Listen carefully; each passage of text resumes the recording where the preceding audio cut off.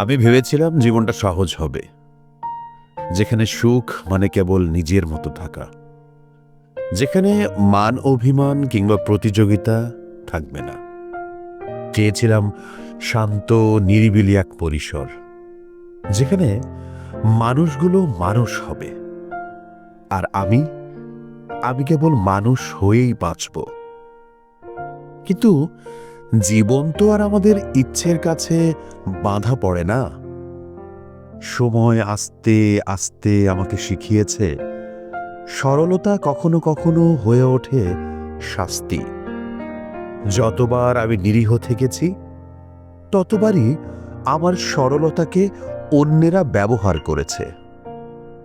তাই আমাকেও শিখতে হয়েছে অবহেলার মাঝে শক্ত হয়ে দাঁড়াতে। সহজ মানুষ থেকে পরিণত হতে হয়েছে এক দৃঢ় মানুষে, যাকে আর সহজে কেউ ভাঙতে পারে না।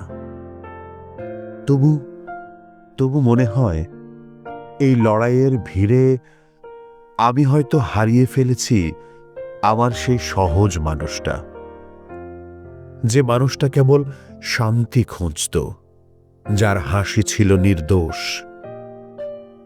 আজও বেঁচে আছি, কিন্তু ওই আগের মতো নিজের ভেতরে আর আমি নেই।